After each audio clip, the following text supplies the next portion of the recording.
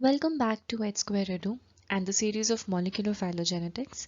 Today we will talk about the concept of evolutionary trees and terminologies in phylogenetics.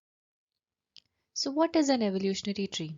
It is a two-dimensional graph showing evolutionary relationships among organisms, or in the case of sequences, in certain genes from separate organisms. So it can be a relationship between, it can show relationships between organisms or relationships between genes from different organisms. So this is an example of a phylogenetic or a evolutionary tree where we can see three clades, bacteria, archaea and eukaryota. So this shows the relatedness of the organisms with each other as well as the distinctness or the differences between the organisms. Let's go through the basic terminologies. Branch. The lines in the tree are called branches. So if this is a tree, then these are the branches. The lines in the tree are called branches. Taxa or operational taxonomic units, OTUs. At the tips of the branches are present-day species or sequences known as taxa. The singular form is called taxon, or operational taxonomic units, OTUs. So if you see, the tips are called taxa, OTUs or leaves. Okay. Node. The connecting point where two adjacent branches join is called a node, which represents an inferred ancestor of extant taxa. So if you see, this is a node, which is representing the ancestor of the given leaves, taxa or OTUs. Then root node or common root or leuca. The bifurcating point at the very bottom of the tree is called the root node. It is also known as last universal common ancestor, that is leuca, which represents the common ancestor of all the members of the tree. So this is the root node, common node or leuca. So summarizing all of this, we have the branches, the lines in the tree. We have the node which represents the ancestor of the extant taxa. Then we have taxa, OTUs or leaves. And then we have the root node or the common node. Now there can be two types of nodes, internal node and external or terminal node. So internal node is also called as HTUs. Any node of a tree that has child nodes is called an internal node. It is also known as hypothetical taxonomic units, HTUs. We discussed about external or terminal nodes or OTUs just in the previous slide.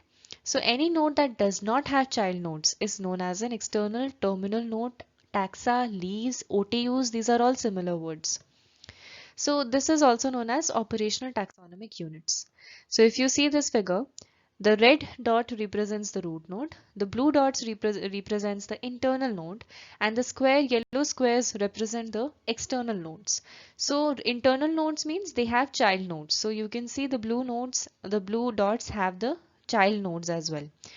Then external nodes do not have child nodes. So external nodes do not have child nodes is visible through this picture as well.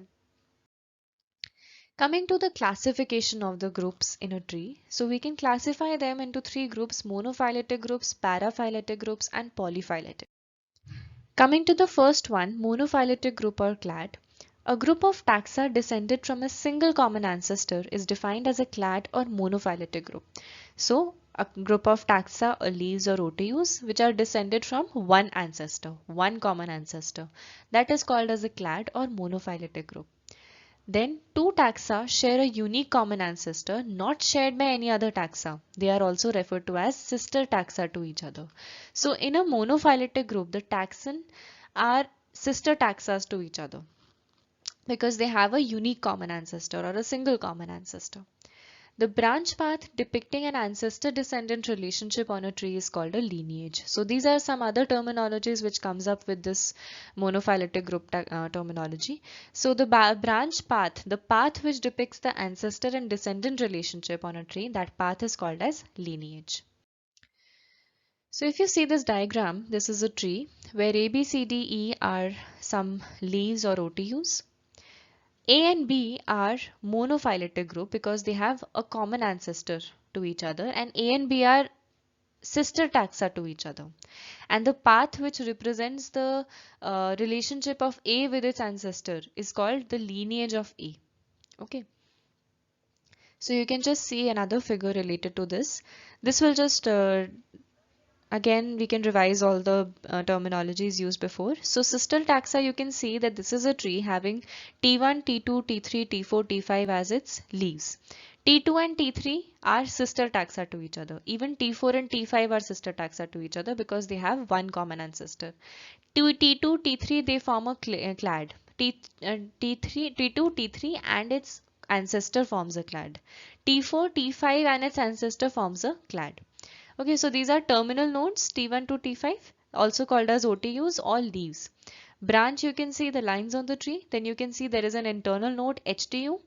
Okay, and then we have the root, which is called as LUCA, the last universal common ancestor, or we can also call it as the root node or the common node.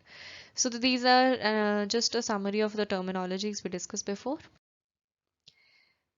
Next is paraphyletic group. When a number of taxa share more than one closest common ancestors, they do not fit the definition of a clade. In this case, they are referred to as paraphyletic group. And then another group is polyphyletic group.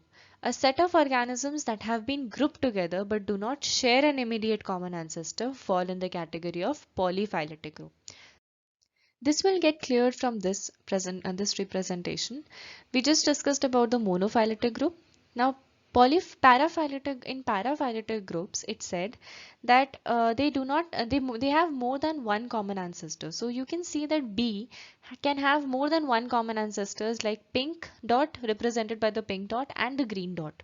So B and C are not monophyletic to each other, but they are paraphyletic to each other. They have a common ancestor and B has more than one common ancestor. Then polyphyletic group. It was stated that in polyphyletic groups, the taxa does not have an immediate common ancestor, but they have one unique common ancestor. So here it is represented by the red dot. So C and D represents polyphyletic groups. I hope this video was useful to you, but if you have any doubts regarding the terminologies, you can definitely contact us. So thank you. Upcoming, we will be having the types and forms of phylogenetic trees in the series of molecular phylogenetics. Please like, subscribe and share. Follow us on Instagram and Facebook. And for any queries and suggestions, please write to us at the given email address. Thank you.